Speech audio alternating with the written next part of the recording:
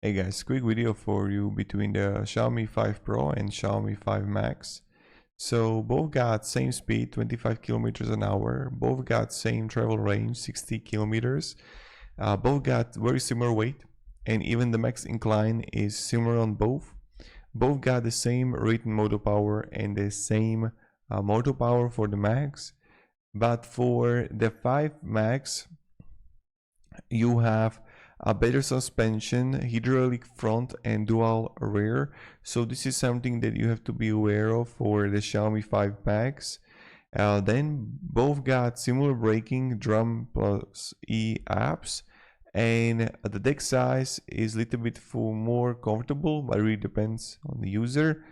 The features, you have extra features here, so you can have TCS turn signal auto headlight for the 5 Pro, but for the 5 Max you have TCS turn signal auto headlight, slow parking assistant, ambient lights.